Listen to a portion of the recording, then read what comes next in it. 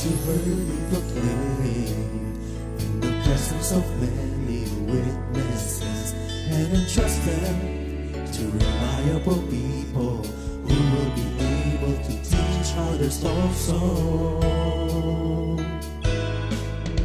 Take the teachings you heard me proclaim in the presence of many witnesses, and entrust them to reliable people who will be able to teach others also.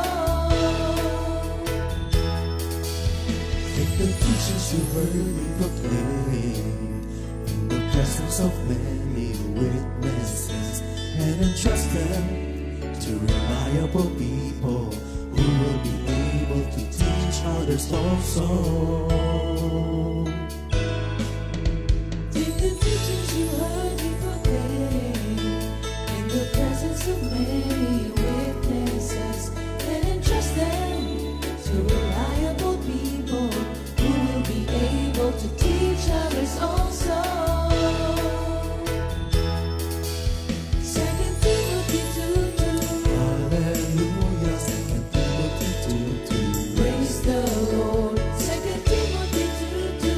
You and me, let us proclaim the gospel. 2 Timothy 2:2. Hallelujah. 2 Timothy 2:2. Praise the Lord.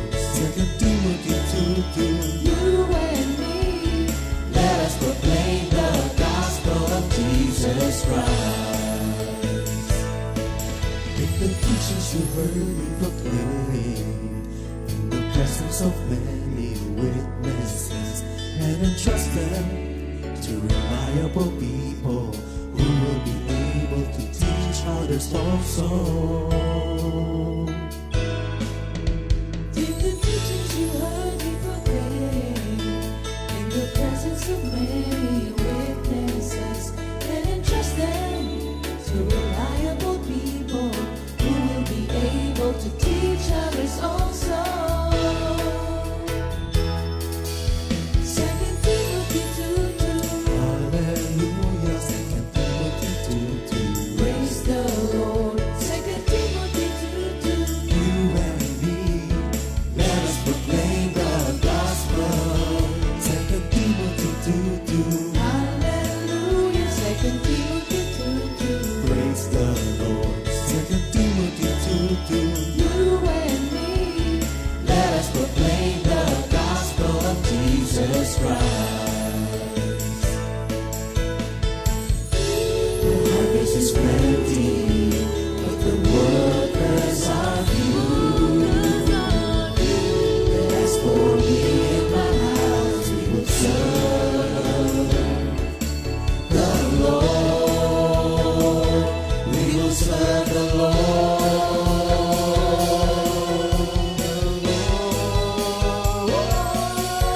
2 Timothy 2:2.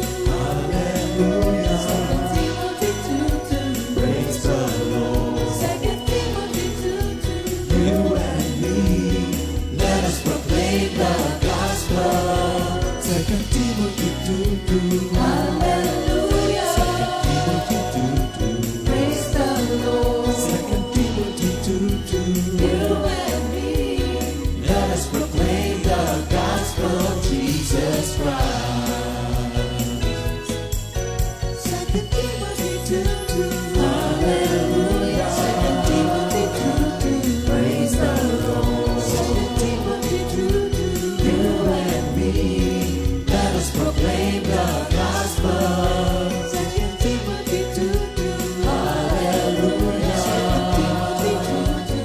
Praise the Lord. 2 Timothy 2:2. You and me, let us proclaim, lift up His name, delighting the Lord for His goodness. Let us proclaim, lift up His name, delighting the Lord for His goodness. Let us proclaim, lift up His name, delighting the Lord for His goodness. And He's God.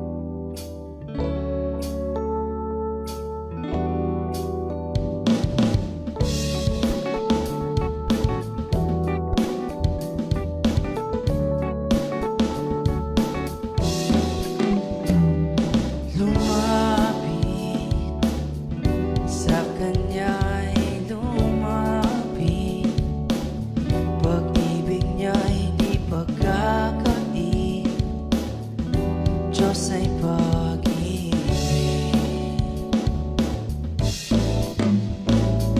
Lumapit sa Kanya'y lumapit.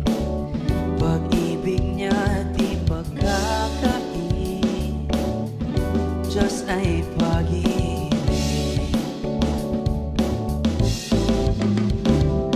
Problema mo'y ialay, sarili kalimutan. Huwag ka magduda, manalig ka sa Kanya. Lumapit sa Kanya'y lumapit. Pag-ibig niya di pagkakait. Diyos ay pag-ibig.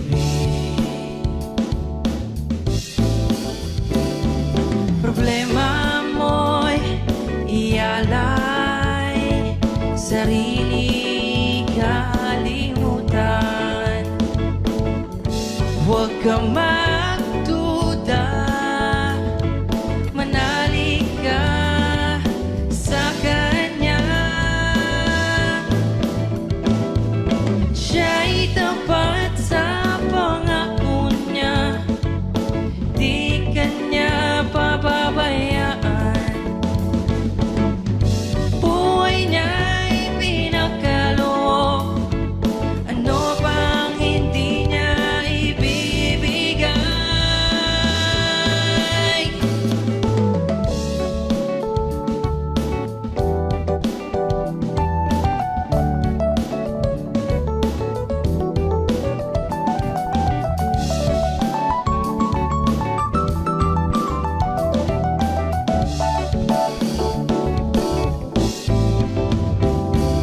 Problema mo'y ialay, sarili kalimutan.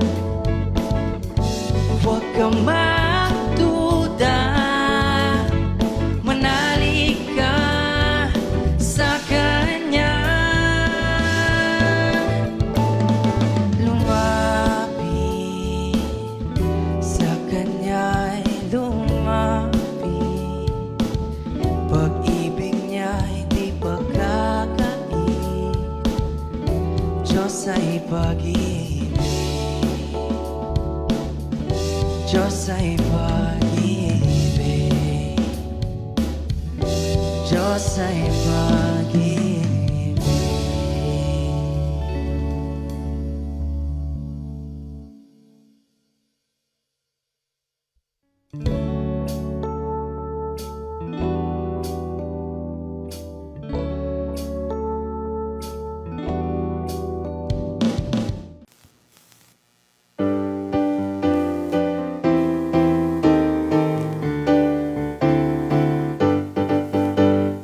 I am crucified with Christ, nevertheless I live.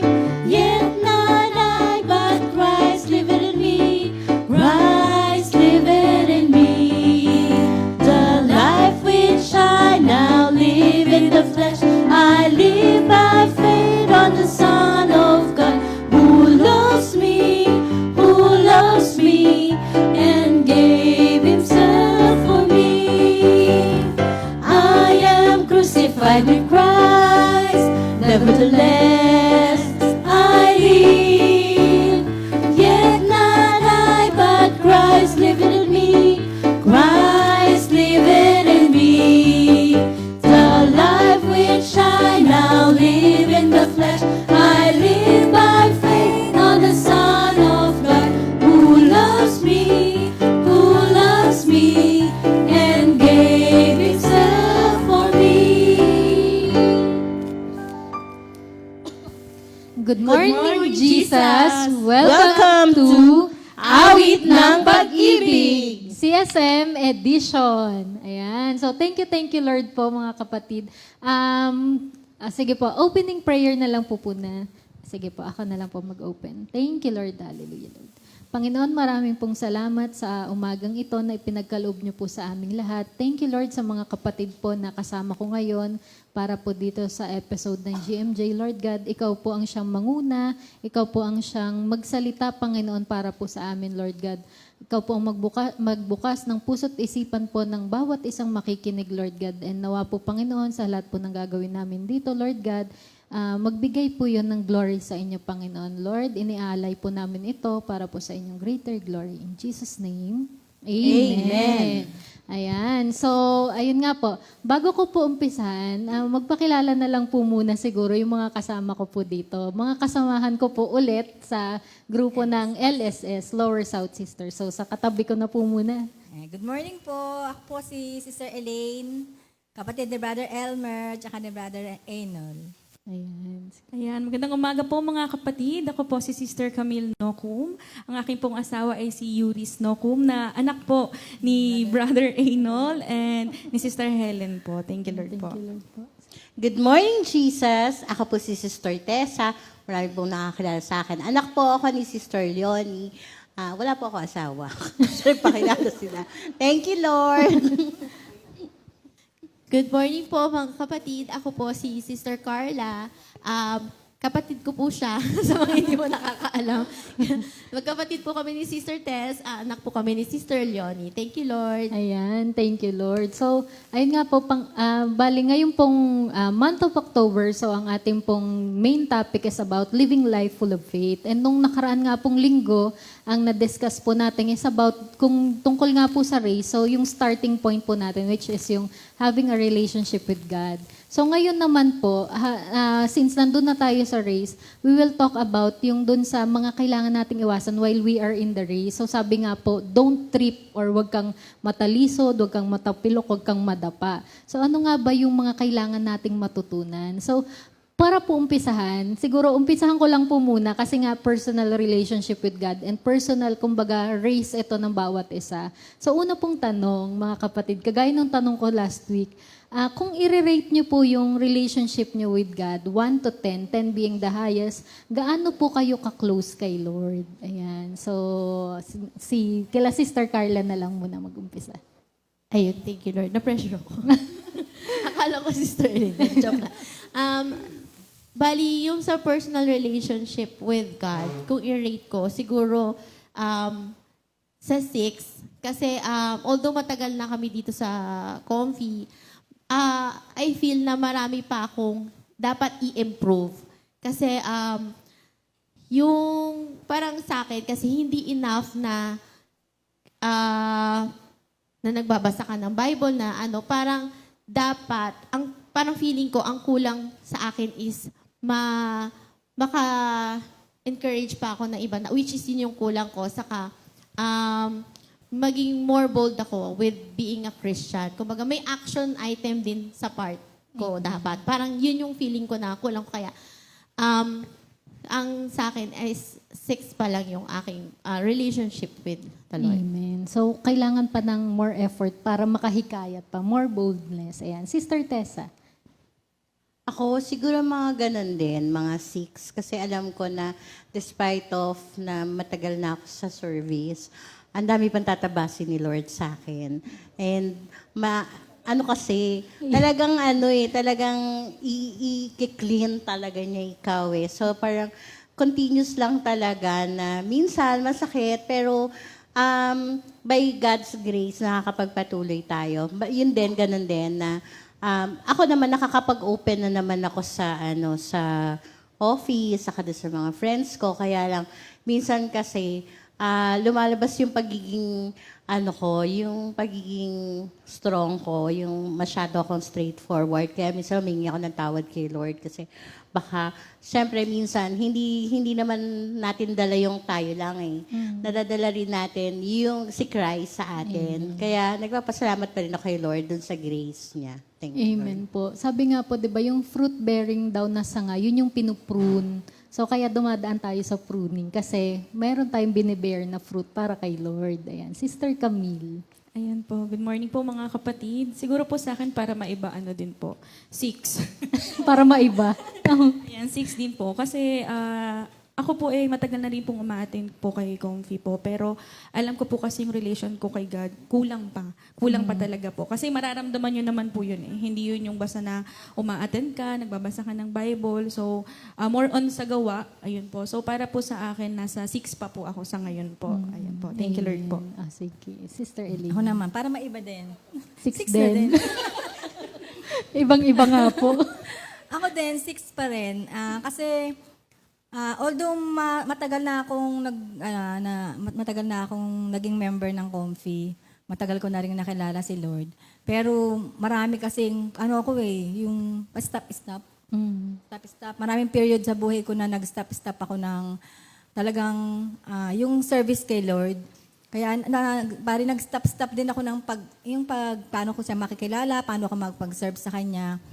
Kaya hindi ko masasabi na kahit matagal na ako, parang ang dami ko pa rin dapat na matutunan at ang dami ko pa rin dapat effort na i-exert para talagang masabi ko na close na talaga ako kay Lord. Amen. Opo. So, yun nga, ako rin naman po, hindi rin number 10. Pero, yun nga, let's take it as to be an encouragement for us na ang i-goal talaga natin, maka-10 tayo. So, yun nga, nandun pa naman tayo sa race. So, let's just keep on trying. And, ayun, napakaganda lang din. Yung mga kapatid din po nating mga nanonood. So, maganda rin po na evaluate natin yung relationship natin kay Lord. I-comment nyo po kung ano na number yung, kung i-rate nyo rin po yung relationship nyo. Gano'n nga po ba kayo ka-close kay Lord? I-reflect natin kung kagaya po namin, ano pa nga ba yung mga kulang dun para mas grow pa yung relationship. Ayan. So, ayun po. So, tuloy lang po natin. Bali, ayun nga po. So, since ang ating analogy is like yung pag-race nga po. So, sa isang karera, yun nga po yung topic natin is yung do not trip. Pero kayo po ba, yung sa situation nyo po ngayon, sa mga nararanasan po natin ngayon, meron po ba kayong pagkakataon na, was there ever a time na parang nahihirapan po kayo na you find it too hard to believe and to hold on to your faith? And kasama na rin po doon, ano po yung mga pinagdaanan nyo or challenges nyo na that cause you para nga po medyo mag-waver tayo doon sa ating faith? So siguro unahin ko na si Sister Tessa. Hindi siya ready.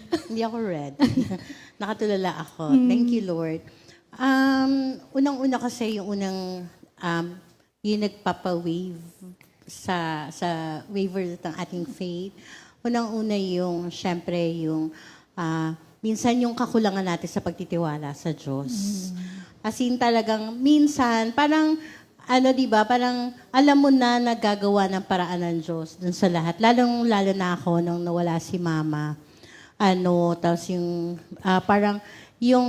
parang inatang sa akin na responsibilidad kasi nasa akin yung family ng brother ko, tapos may kapatid pa ako. Actually, hindi lang naman ako, saka si Carla, kahit malayo kami nag-uusap. Tapos, natatawa nga ako kasi, pagka nag-share ako dun sa office namin na, actually, talagang maliit na lang talaga yung sweldo ko. Tapos, natatawa sila kasi sabi nila sa akin, paano ka nabubuhay na ganyan ang sweldo mo? Sabi ko, siguro. Sabi ko, hindi pala siguro. Sabi ko, si Lord lang talaga.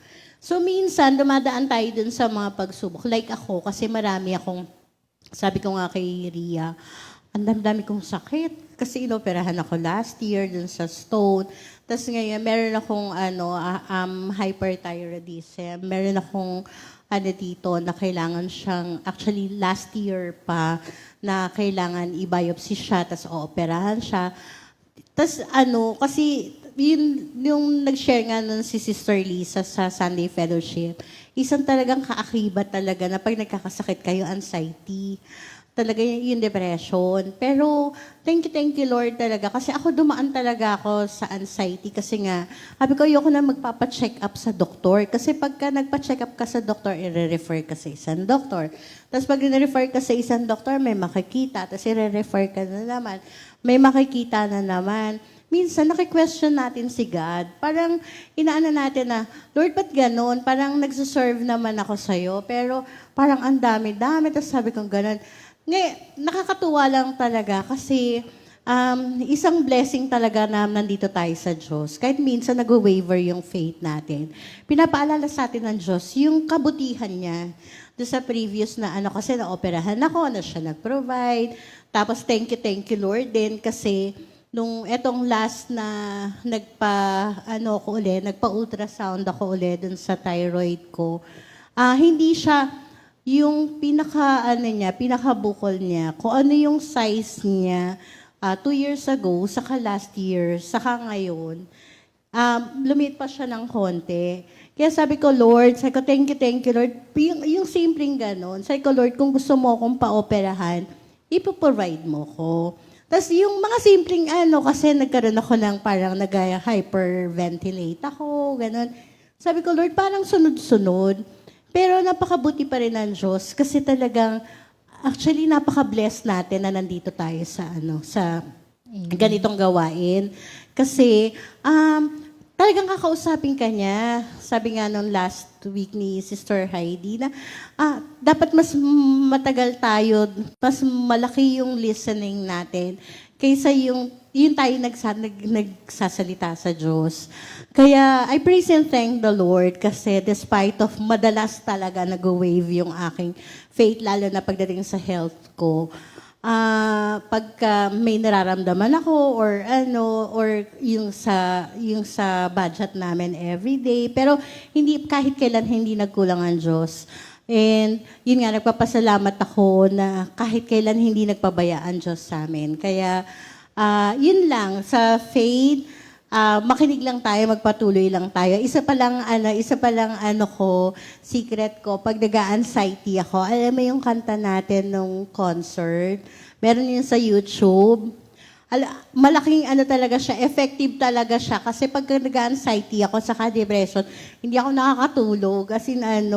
As in, yun lang yun, pinatutugtog ko siya.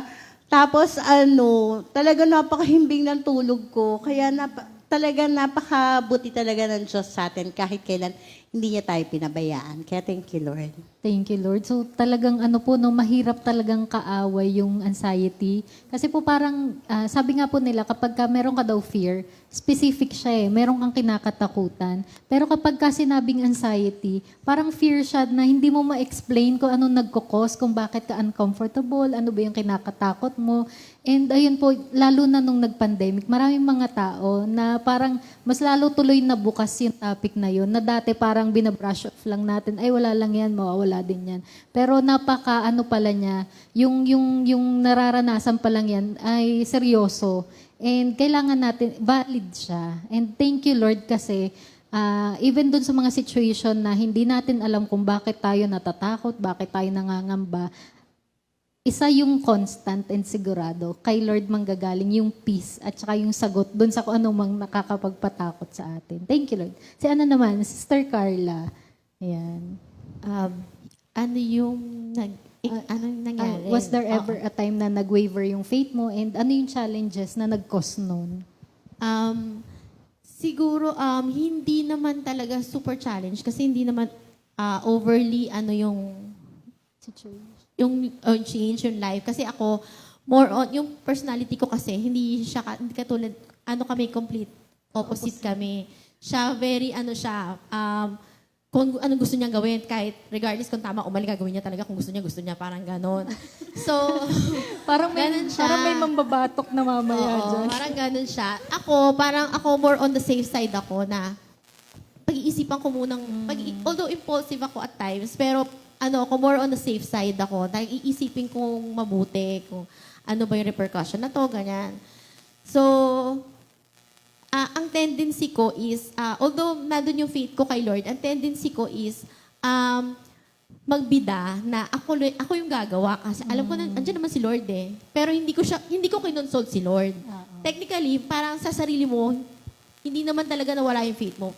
Pero, hindi mo pa rin pinakinggan si Lord. Parang ganun yung personality ko na, gagawin ko to, asa nandyan si Lord? Alam ko nandyan si Lord, parang ganun. So by that time na nalugmok na ako dun sa decision ko, saka ko palang yun yung downfall ko, saka ko palang tatawagin si Lord. Kasi, wala na akong choice kasi nandun na ako, nalugmok na ako dun sa decision na yun. So, yun siguro yung saka yung time na nung first kaming mag-husband ni Brother Paul, di naman lingid sa inyo, medyo nahirapan kami magkaroon ng baby. Although hindi nag-waver yung faith ko, kaso lang kaka-search mo ng answer, medyo naligaw ako. Hindi naman ako naligaw, parang naituro ako sa hindi magandang lugar. Bali, ang story kasi parang daming nagpapayo sa'yo na, uy, pumunta ka dito, ganito, pumunta ka dito, naghihilo to or something ganon. So, si ako naman, sa kagustuhan ko, syempre, although nagpipray ako, Lord, bigyan mo na kami ng anak, ganyan-ganyan. Si ako naman, ay sige, dahil dati kong boss yung nag-refer, punta naman ako doon. Tapos, pagpunta namin doon, faith healer pala. So, parang ako nakonsensya. Kung siyempre nandito na tayo, alam na natin yung ganung parang parang talagang nadurog yung heart ko na paano ako napunta dito na dapat alam ko na yung ganitong kumbaga dapat hindi na ako nadadaya, parang ganon. Kaso lang yun nga, hindi ko kinoconsult si Lord. Yun yung weakness ko. Hindi ko kinoconsult si Lord kasi feeling ko, maingat naman ako sa mga decision ko. Napupunta ako sa hindi maganda.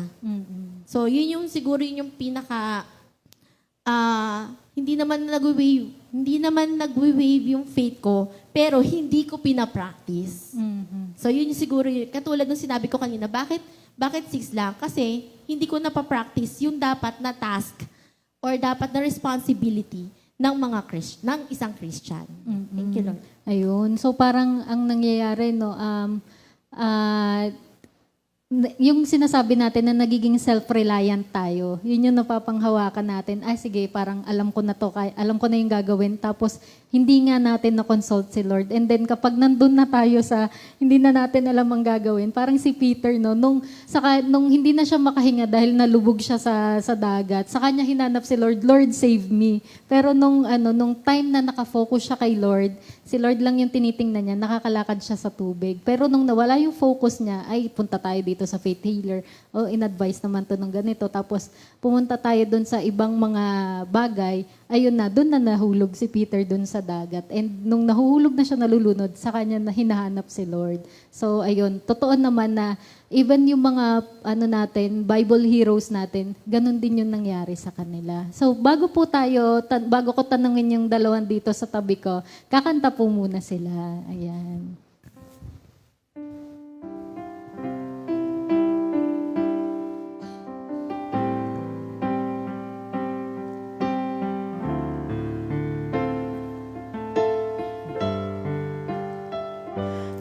Ingatan mo ang puso ko, pati na rin ang isip ko.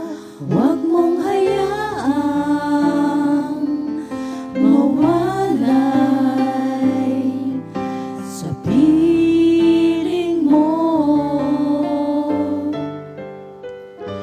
Ingatan mo ang puso ko, pati na rin ang isip ko. Huwag mong hayaang mawalay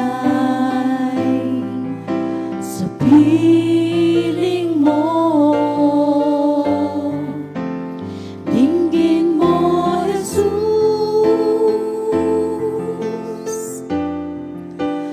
ang ibig ng puso ko.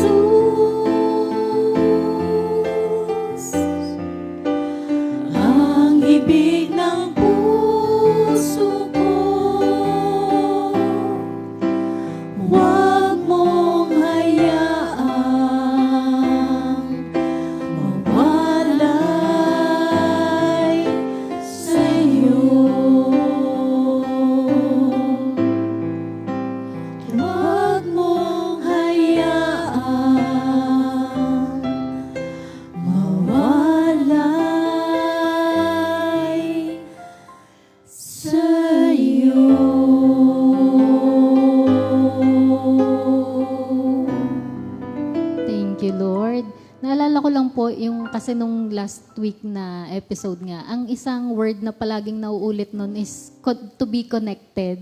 So yung kanta nga po natin, huwag mong hayaang mawalay sa'yo. Kasi tayong mga tao, kapag may struggles tayo minsan, sa halip na kay Lord lumapit, lalong palayo. Ayun. So kayo po ba mga kapatid, Sister Elaine?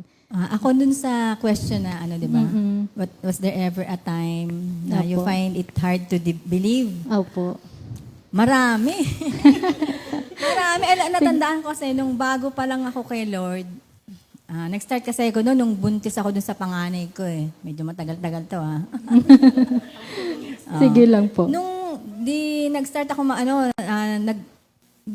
bigla as in, alam mo yung pagkatawag ni Lord, yung random yung biglang kasi lagi na may prayer meeting sa bahay noon, pero nung time na yon nabuntis ako dun sa panganay ko, bigla akong umaten. Kasi pag mayroong prayer meeting sa bahay, tatago talaga kami. Opo. Inaantay na yung matapos, pag namin wala yung worker, tsaka lang kami maglalaban sa kwarto. Pero nung time na yon, mga dalaga pa naman kasi kami noon.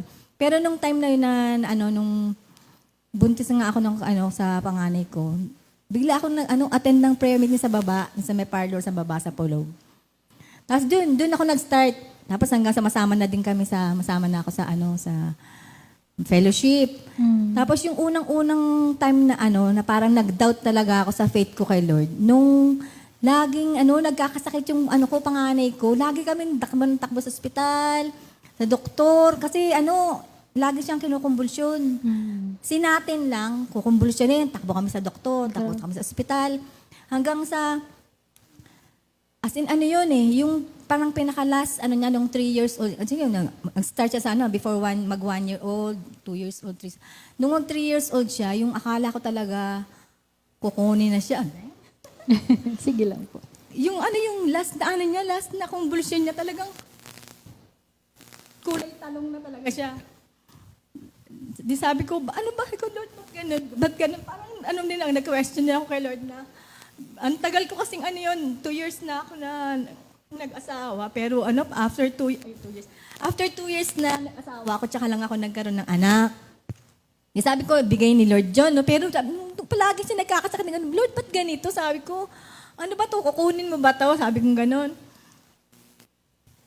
Hanggang nung nasa ospital nga kami na talagang, sabi ko, talagang pa ako kay Lord, compromise pa ako kay Lord na Lord, ako na lang, huwag na yung anak ko, di ba? Kasi nga, parang binigay mo na sa akin to eh. Huwag mo na kunin, ako na lang. Tapos bilang, alam mo yung talagang dapat talaga, careful tayo sa pagbibitaw ng word. Kasi si Lord, hindi mo mabibiro eh. Nung oras na yon, siyempre ilang araw na kaming puyat, ilang araw na kaming nagbabantay sa ospital, bigla ba namang sumama yung pakiramdam ko? Pati ikaw. Ay, Lord, wag na pala. Mawawa yung anak ko pag nawala ako. Sabi ko gano'n. Tapos ako naisip na talagang dapat hindi talaga natin ginagawang yung bigla-bigla, yung bang outburst ng emotion na bigla mo. Wag kay Lord. Wag si Lord Tapos yun, doon ako after nun, talagang may siyempre mas nung ko yung anak na-save naman niya. After nung 3 years na yun, nabigyan siya ng maintenance. Doon parang naging okay na siya. Hanggang sa lumaki na nga siya. Talagang ako naman parang mas lalong lumaki yung faith ko kay Lord. Tapos hanggang sa siyempre, first ko lang yun. Parang kasi nung sinabi mong race of faith na binigay mo sa amin yung lesson, nag-isip ako na sabi ko race of faith. Sabi ko parang simula tayo, pag naging member tayo mula nung maging member tayo ng Comfy, talagang parang simula na yung race natin eh. Race of faith. Kung paano i-build yung faith mo kay Lord, di ba?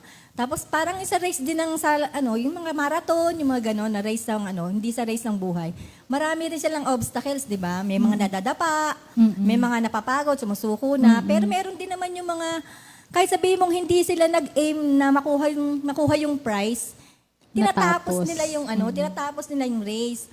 Parang ganun din yung naging damdamin ko na sabi ko parang kahit hindi naman ako maging parang perfect Christian, basta continue ko lang yung basta ako yung faith ko kay Lord andon sa lahat ng nangyayari sa buhay ko.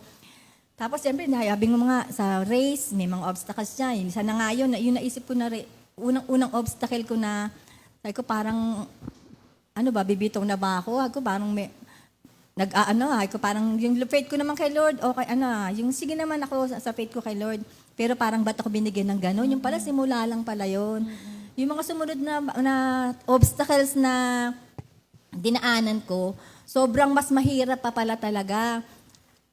Yun nga, siguro public knowledge naman na, lagi ko na share nun, yung sa asawa ko na ilang taon din na naging biktima din siya ng drugs, na ilang taon din na halos ang buhay namin talaga, hindi ko malaman kung yung may mga times din na talaga na parang ayoko na rin magdasal, ayoko na rin magbasa ng Bible.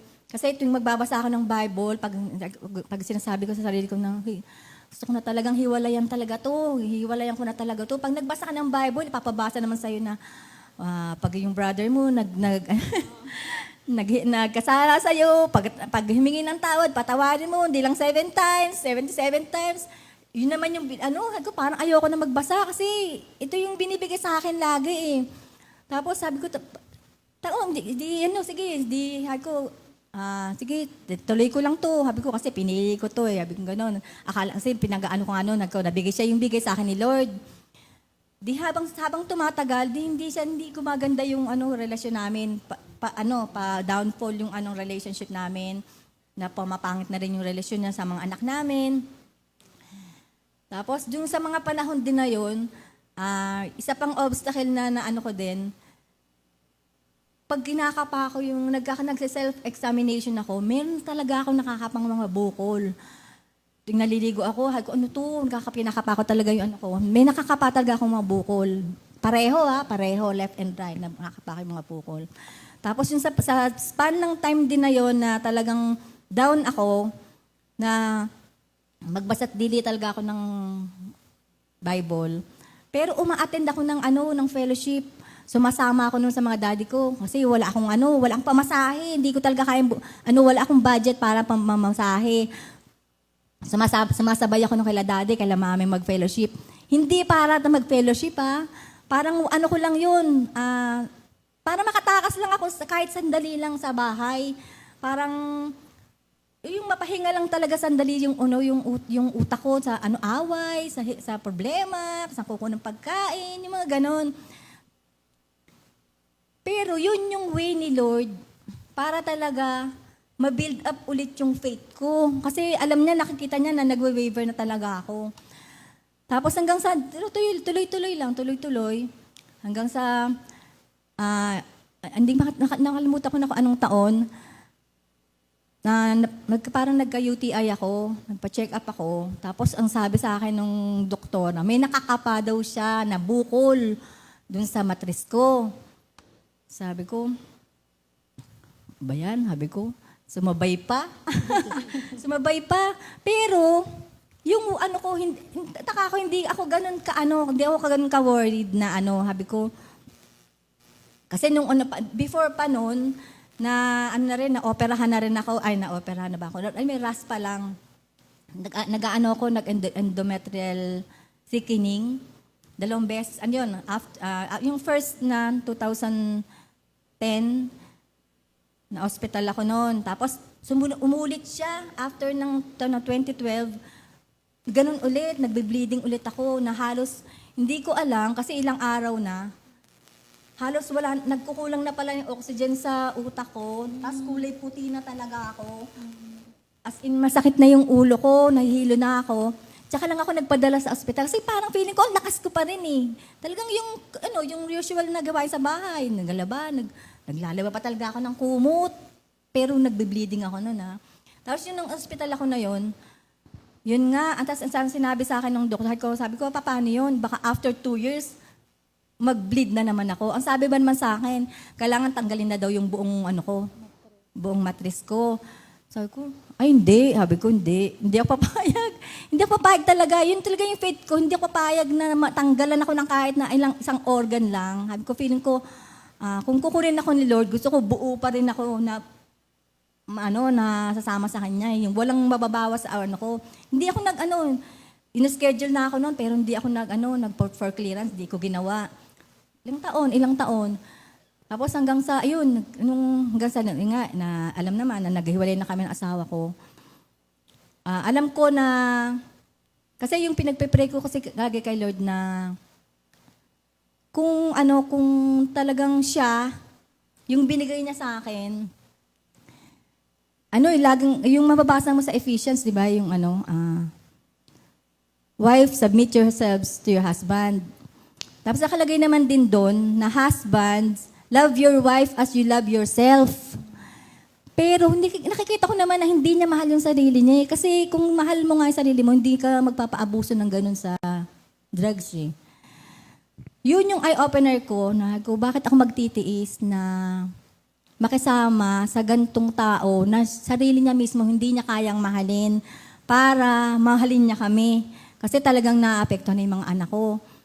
Di mingi ako ng word kay Lord. Tapos, siyempre, tinanong ko din sarili ko, kaya ko ba? Well, nung time na nag-decide talaga ako na, may trabaho na ako noon. Kasi yung trabaho na yun, talagang pinag-pray ko kay Lord yun eh. Sabi ko, Lord, bigyan mo ako ng trabaho para matulungan ko siya. Matulungan ko yung asawa ko. Wala akong iniisip talaga noon na before pa noon na, kasi hiwalayan ko na siya para may trabaho ko. Wala. Ang prayer ko talaga, bigyan mo ako ng trabaho para matulungan ko siya. Kasi pag natulungan ko siya, parang natulungan ko na rin sarili ko na ma-provide yung sa family ko. Pero bilang yung work ko, hindi ko hinanap, di ako nag-a-apply. Bigla na lang may tumawag sa akin na naging ka-work ko dati, tapos inalok nga ako. Sinunggabang ko nga yun. Pero nung time nga na yun, dumating na talaga sa point na parang yun talaga yung ni Lord sa akin na, ito na talaga yung time. Kasi talagang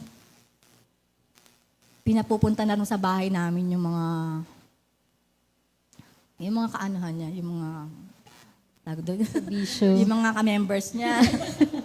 Siyempre, ang ko nun, nasa work ako, yung anak kong babae nasa bahay.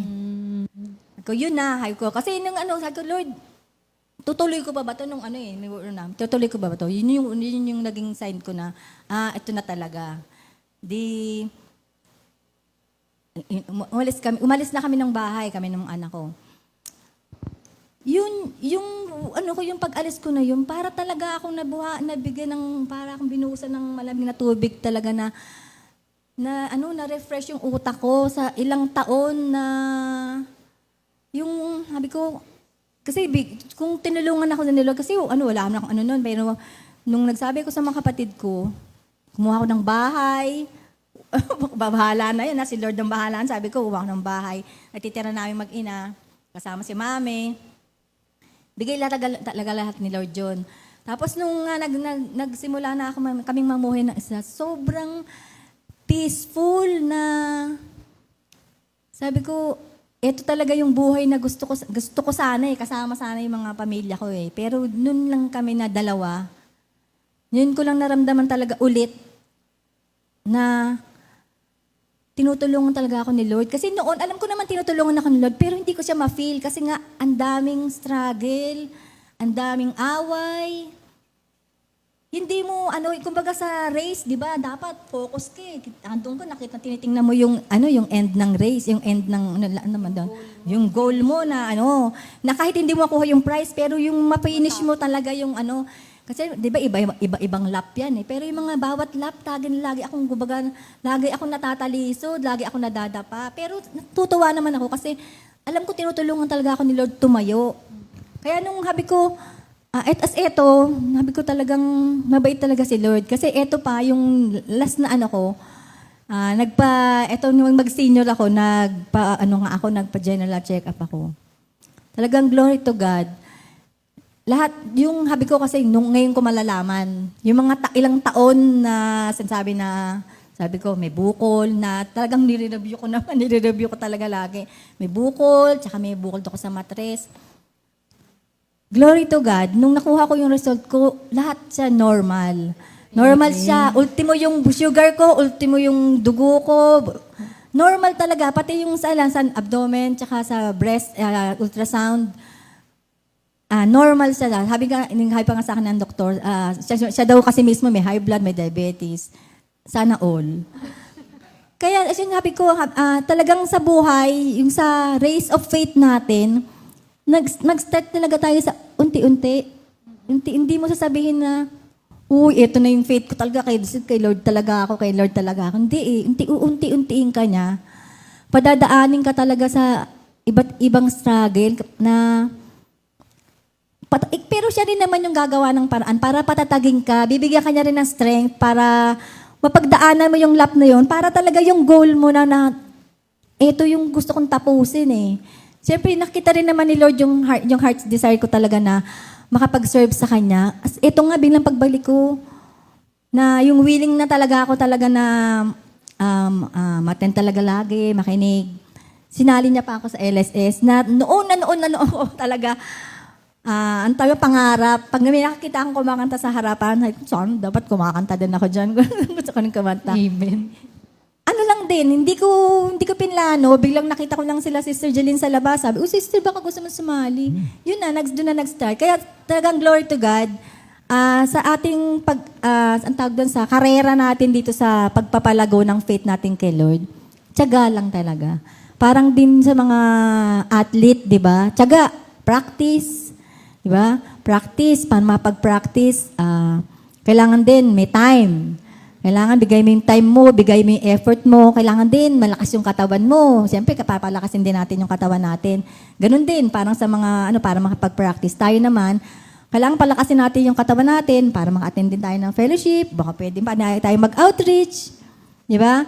Kaya, thank you, Lord. Alam ko na medyo malayo pa yung tatakbuhin natin para maging 10 yung ating faith. Pero alam natin na malayo na rin naman na tayo. Thank you, Lord. Thank you, Lord. Grabe yung yung story, Elaine. Parang ayoko mapunta sa truck niya. 'Di ba yung sabi ng mga minsan napupunta ka sa truck nung kabila mo, ayokong puntahan yung kanya. Sa'yo na lang yan, sister. Hindi po. Nadaanan ko naman. Yun. Ano naman po kasi siya, 'di ba sabi nga, hindi naman tayo itetest ni Lord nang hindi natin kaya.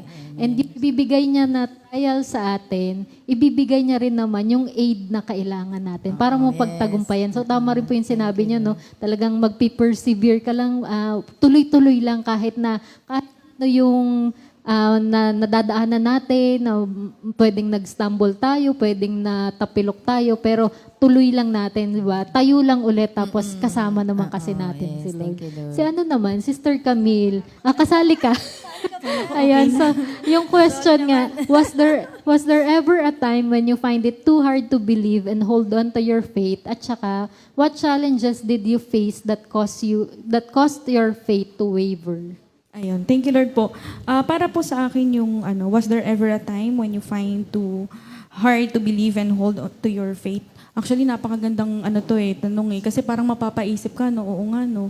Meron bang pagkakataon? Pero sa totoo lang po, napakarami. Sabi nga ni Sister Eileen kanina, napakarami. Lalo na kapag binigyan ka ng challenge ni Lord na talagang mauubos ka. Kumbaga, kasi di ba yung nasabi niya po kanina kasi, yung hindi tayo bibigyan ni Lord ng problema na hindi natin makakaya. Pero kasi, meron talagang pagkakataon na tayo naman yung reason kung bakit tayo nagkakaroon ng problema. Hindi naman yung binigay ni Lord Ginusto mo yun yung way na dinaanan mo, para pagdaanan mo yung problema na yon na in which hindi yun kaloob ni Lord para sa'yo.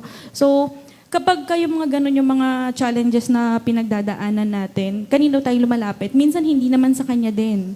Sa iba. Actually, sa ibang tao nga Hindi na kay Lord na Lalo na po ako, may na-experience din po ako na challenge, siguro way back 2022 po iyon, na alam ko pong mali, pero tinry ko. Tapos, nandito na rin po ako noon kay Comfy po noon Alam ko pong mali, tinry ko, nag-experiment, ganyan po.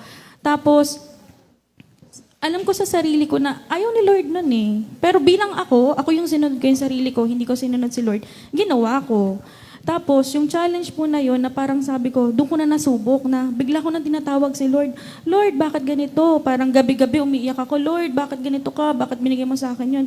Tapos, si Lord na yung nagpa-realize sa akin na, anak, hindi ko naman yan binigay sa'yo Ikaw yung may gusto niyan, kagustuhan mo na yan. Tapos, instead na lumapit ako kay Lord, kanino pa ba ako lumapit? Sa ibang tao, sa mga kamag-anak, na in which hindi naman ako natulungan, or kung natulungan man ako, parang mas lalo namang lumala yung problem ko. Parang ganun po. So, kung meron bang time na parang nag-doubt ako din na dun sa question nga po na hard to believe, dun sa faith, mayroon po talaga. Lalo na kung yung pagkakamali or yung challenge po na pinagdaanan mo is tayo bilang tao yung nag-cause nun, hindi naman yung kaloob ni Lord. So, nung na-experience ko po yung challenge po na yun, nung pinagdaanan ko po na yun, talagang bago po ako lumapit kasi nun kay Lord, yun nga po yung nasabi ko, sa iba-iba pa po ako lumapit. Hindi agad sa Kanya. Actually, siguro sa Kanya kasi saglit lang, tapos parang nakaisip na naman ako ng ibang ideya, ganyan. Tapos, okay, balik na naman ako sa tao. Parang ganun po. So, at the end of the day, pinarealize sa akin ni Lord, kasi may isa akong sinabi nun kay Lord, sabi ko, pahinga po ang tissue, sister. Ay, hindi, joke lang. May iyak pala. Hindi po. Naka-ready naman. Pinatatag na tayo ni Lord. Ayun po. Na sabi ko po, Lord, sagipin niyo lang po ako dito sa challenge po na to. Babalik po ako sa inyo. Parang gano'n. Naiyak na siya. Ikaw naman. Mag-anak kita Yan, parang sabi ko, Lord, sagipin niyo lang po ako. Babalik po ako sa inyo. Tapos, hindi gano'n kadali. Kasi pinarealize pa rin sa'yo ni Lord eh. Pinarealize niya pa rin sa'yo na mali ka eh. Yun. So, hindi gano'n kabilis na isang iglap ibibigay sa'yo ni Lord yung sagot na gusto mo. So, parang pinadaan niya pa ako sa matinding luba. Kumbaga, parang dalagang bumaon talaga, ganyan. Tapos, kino-question mo siya, bakit ko to pinagdaanan? Tapos biglang sasagi na naman sa isip mo, kasi kasalanan mo yan. Parang ganun. Pero yun po sinabi ko kay Lord. Sabi ko, Lord, ako po ay, yung faith ko po nasa sa inyo, Lord. Sabi ko, iligtas niyo lang po ako dito, babalik po ako sa inyo. Tapos iniligtas po ako doon ni Lord, tapos doon niya po ako mas pinatatag, doon sa challenges na pinagdaanan ko po noon. Tapos binigyan niya po ako ng mga tao na, ibang tao na to na hindi yung tao na lalapitan mo lang pag may problema. Ito yung mga naging kasangga mo, yung ginawang instrumento ni Lord para doon sa challenges na binigay niya sa'yo.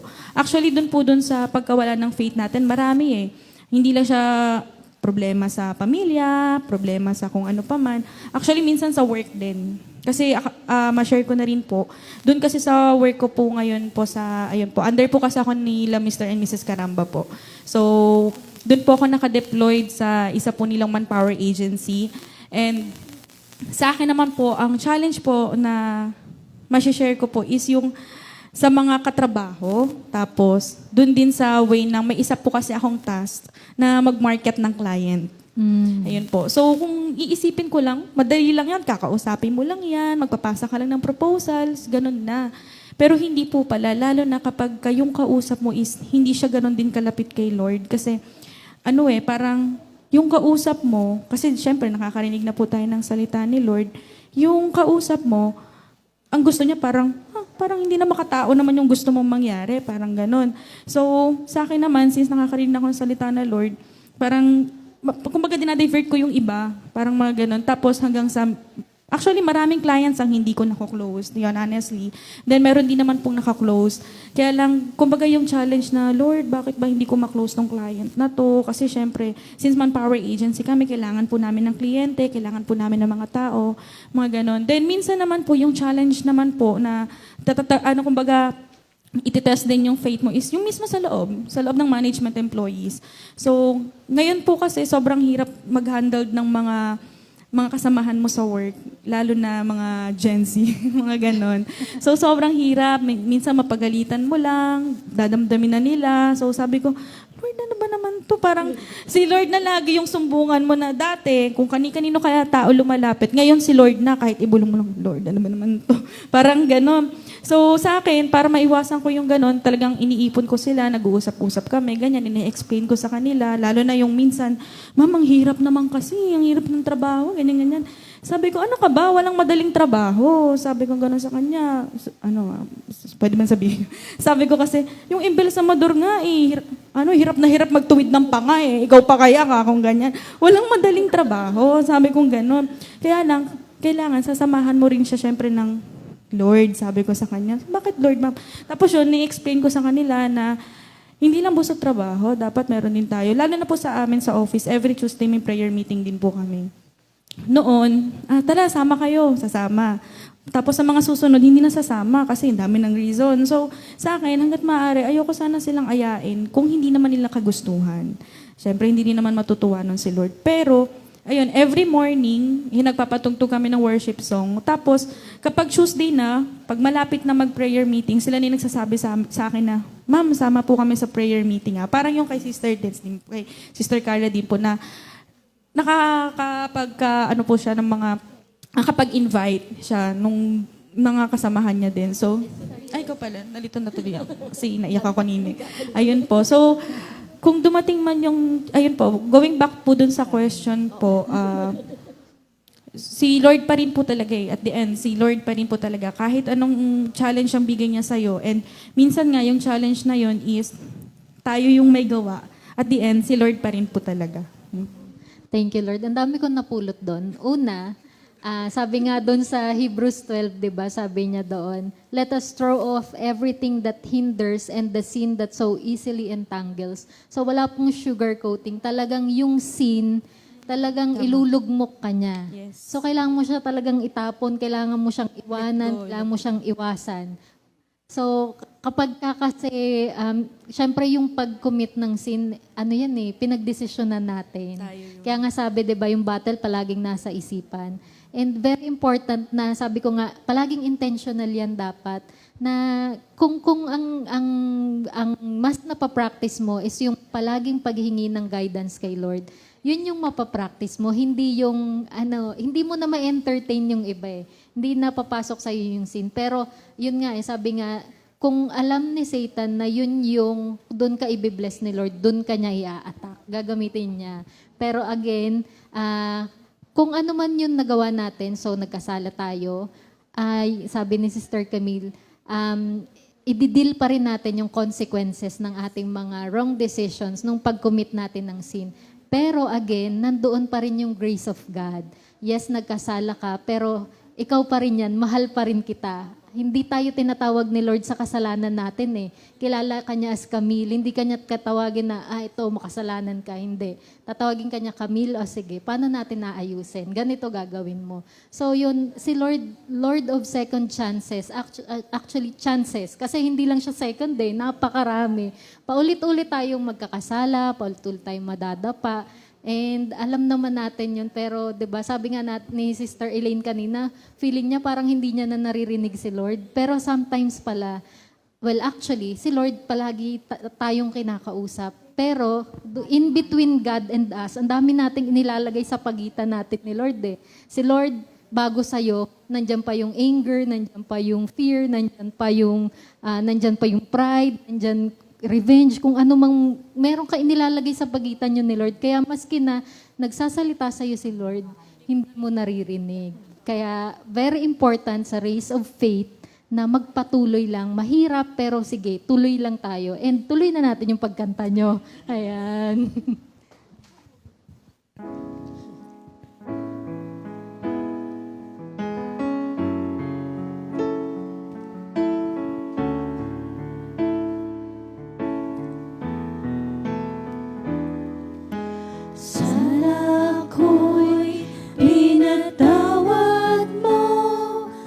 Minahal mo ako ng totoo, kay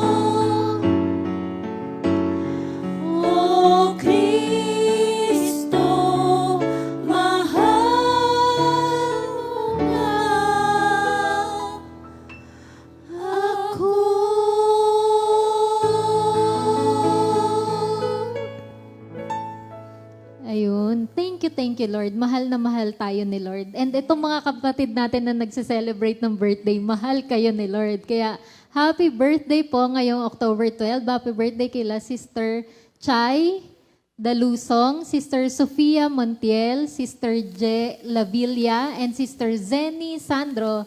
Happy birthday mga kapatid, Brother Bong.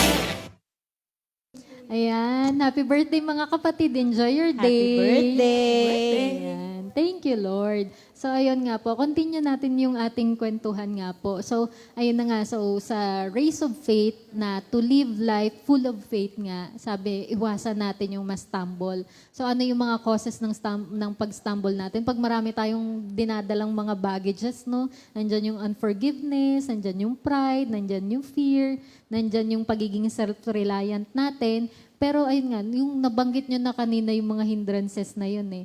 Ngayon naman po, dun sa mga na-experience nyo na yun, paano kayo tinulungan ni Lord? And paano nyo na-continue yung race? Paano nyo masasabi na nag-grow yung relationship nyo with the Lord? So, sige po. Ayun, may nag-volunteer. Sige po, mauna na kayo.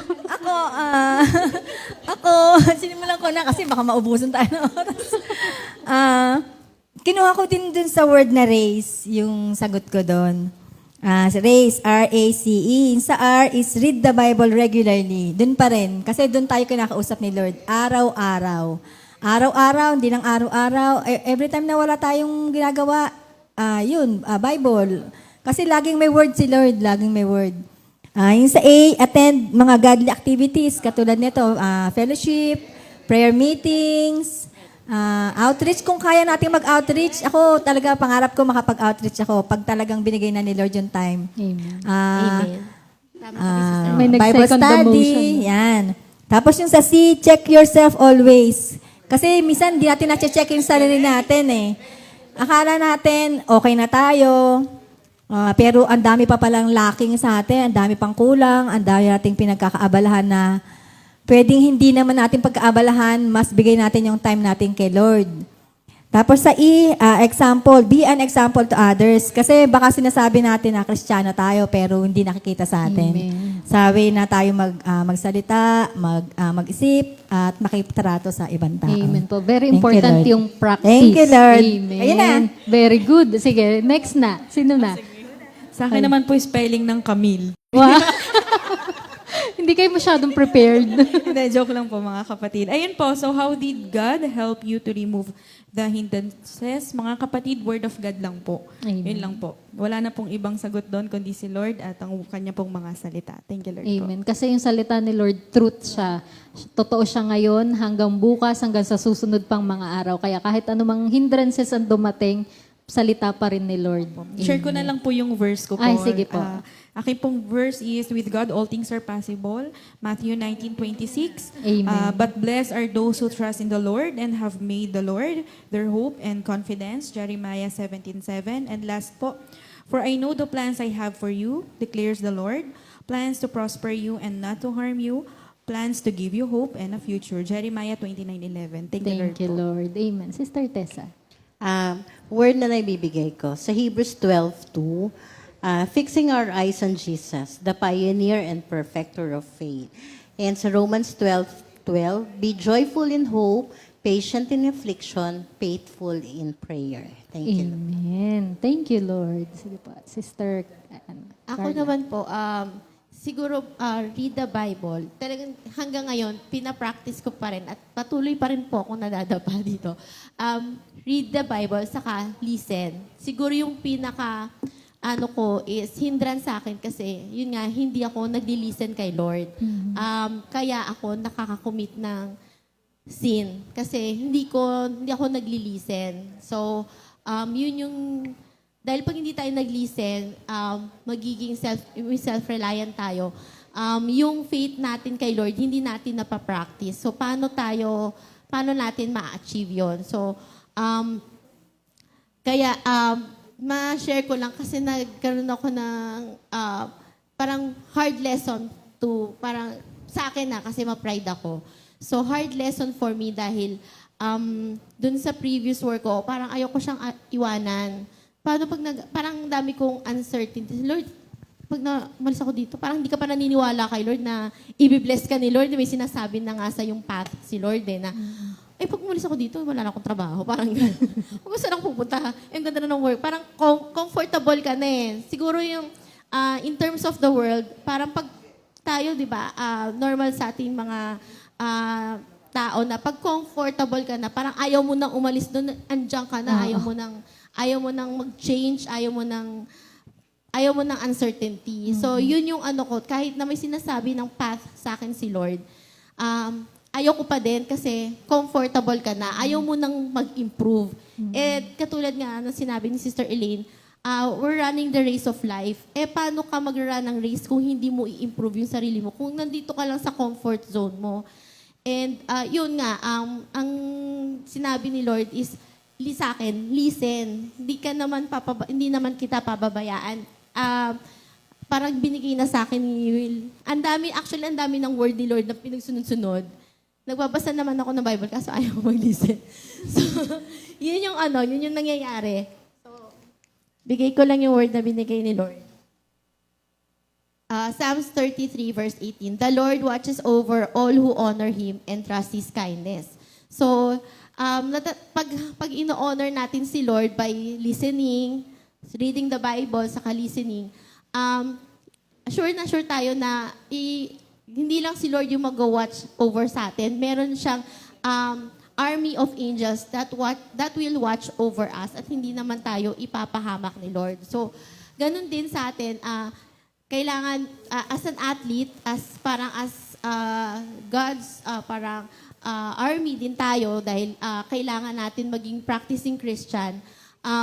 Kailangan natin ma-practice yung faith natin. And kailangan natin mag-improve, mag-aral. Hindi lang mag-aral.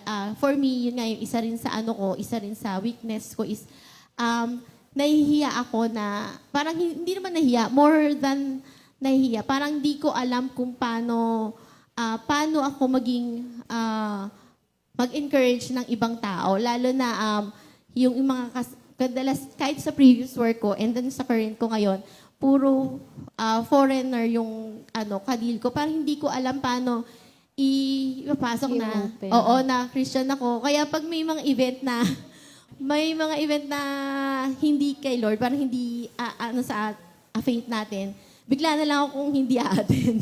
Parang gano'n na lang. Tapos magugulat sila bakit hindi ko ma-explain. So, more than that, kailangan ma-practice natin yung faith and pagiging Christian natin. Amen. Sabi nga, diba, yung comfort daw, yan daw yung enemy ng growth.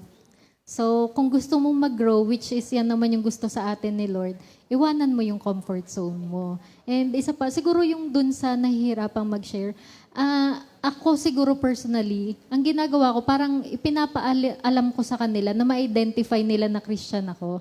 Yung in small things, halimbawa, yung kapag ka magkakain, tapos pray muna, yung gano'n. Yung parang ikaw yung magli-lead or yung maski yung pagsasabi natin ng, di ba, pag in Jesus' name or thank you, Lord, yung gano'n, parang sa small things, syempre sila, bakit gano'n ka magsalita? Bakit ganyan yung mo? So, parang na-establish mo yung identity mo. And kapag kilala ka nila as gano'n, hindi ka na mahihirapan na ipasok si Lord sa... Kasi nasasanay na sila na ganun yung mga salita mo. So kapag binanggit mo, shinare mo si Lord, parang ina-expect nila yun sa inyo. Ayun. So ayun nga po, thank you Lord mga kapatid sa lahat ng inyong mga sharing. Ayun nga, sabi nga po natin, tayo bilang athlete, ay yung analogy nga po natin na nasa race. Kung mapapansin niyo po yung mga athlete na yung sa marathon, sila po talaga hanggat maaari, wala silang excess na damit. Kasi kailangan nilang maging light para makatakbo sila ng mabilis. So kaya nga po yung dun sa lesson natin, lahat ng hindrances, yung sin na nag-entangle sa atin, throw it off. Kung ano man yun, kung lack of faith, disbelief, fear, anxiety, pati yung pagiging self-reliant natin, itapon natin yon. Palagi yang i-present sa atin ng kaaway, ipapakita niya dyan sa unahan natin. Pero lang tayo, tuloy lang tayo, lagpasan lang natin yan. Yun nga, yung sabi nga natin, yung relationship natin kay Lord, merong mga obstacles na hindi natin maiiwasan, pero mapapagtagumpayan. Amen. So, yun po yung importante. Alam natin na naandyan siya. Siyempre nga po, ang buhay ng isang Kristiyano, hindi naman bed of roses. May mga challenges. And sabi nga natin, take heart kapag meron tayong mga challenges. Kasi alam natin na pinuprune tayo ni Lord, ginogrow tayo ni Lord. Meron siyang ine-expect na maganda galing dun sa pinagdaraanan natin. Kaya ang natin, magtiwala kay Lord. Palagi nating alalahanin yung mga magagandang ginawa niya sa buhay natin, na noon, ganito ginawa niya nung panahon nung sa Bible. Tapos, maski sa buhay natin, ay Lord, nangyari na to, dumaan na ako sa ganitong pagsubok dati. Alam ko sa pagkakataong ito, tutulungan mo pa rin ako. Pagka tayo ay nagkasala, Lord, alam natin malaking factor yung guilt sa pagbalik natin kay Lord, pero mas malaki si Lord dun sa guilt. Kaya talagang siya yung tingnan natin. Alam natin na nagkasala, and very important yun na umaamin tayo sa pagkakamali natin. Humingi tayo ng tawad. And kagaya ng mga nasa Bible nga characters natin, wag na nating ulitin. I know mahirap, pero let's just keep on trying. Run the race of faith, ipagpatuloy, and don't let anything slow you down. Ayun. So, thank you, Lord. Ayun lang po, mga kapatid. And Pwede idagdag ko lang itong Ay, sure naman po. Kayo pa ba?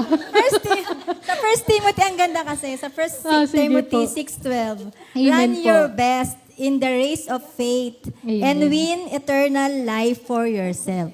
Amen. Yun talaga yung goal natin. Eternal life. Ayan. So, ayun. Thank you, Lord. Mukha daw may pipirma na para sa full time. Nagre-ready na. Amen. Nag-audition na. Sige. So, wala na pa. Okay. Sige. So, closing prayer na muna tayo. Amen. Thank you, Lord. Panginoon, maraming pong salamat sa napakasaya po, napaka-fruitful po na discussion na ipinagkaloob niyo po. Po, Panginoon, lahat po ng nakarinig, Lord God, ay yung kanila pong natanggap, Panginoon, ay pagyamanin po at isabuhay po nila. Lord, kung sino man po sa ngayon ang medyo nag-slow down dahil sa bigat ng kanilang mga dinadala-dala, Lord, tinataas po namin silang lahat sa inyo, Panginoon. Kayo po ang magbigay sa kanila ng tulong, ng kalakasan, ng solusyon sa kanilang mga problema. Kayo po ang mag-provide, kayo po ang mag-heal sa bawat isa sa kanila. O meron man po ngayon na broken, may mga pinagdaanan na hindi magaganda, Panginoon, o merong mga iba pang challenges, Panginoon, na hindi nila ma-share kanino man. Lord, nawa po makita kanila, Panginoon, and lumapit sila sa inyo. Lord, alam namin na mahal niyo po kaming lahat at kung ano man po ang kabigatan na meron kami, Lord, alam namin na pasan-pasan mo kami, Panginoon. And ikaw po ang tutulong sa amin. Kailangan man po namin itong pagdaanan, pero alam po namin, Lord, na overcome niyo na po ang lahat ng ito. At sapat na po yun upang magtiwala kami na makikita po namin ang victory sa dulo nito. Maraming salamat, Lord. Mahal ka po namin. In Jesus' name we pray. Amen. Ayan.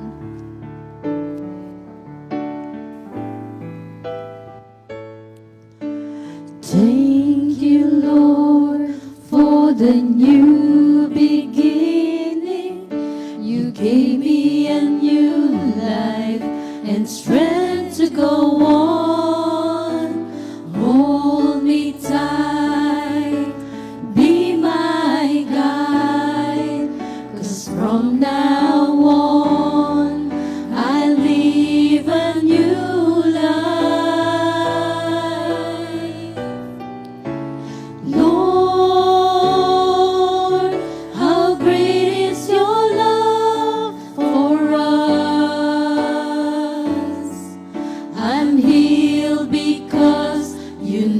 never abandon your child. Lord, how great is your love for us.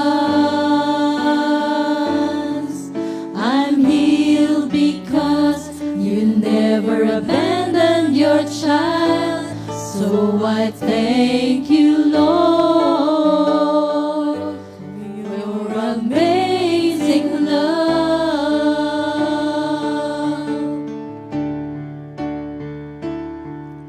When I messed up, you would embrace me. Hold me with your loving hands, oh God. That's how great is your love for us. You even gave Jesus your life for us.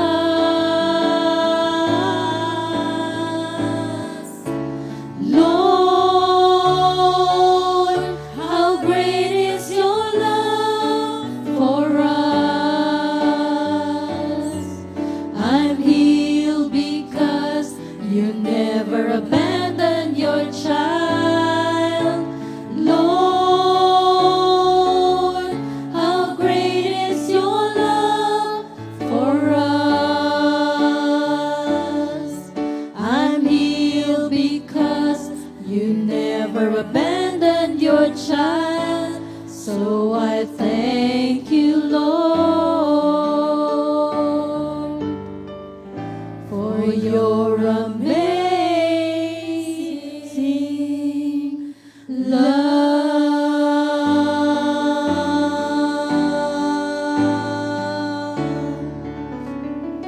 Thank you, Lord. God bless mga kapatid. 2 Timothy 2:2. Hallelujah.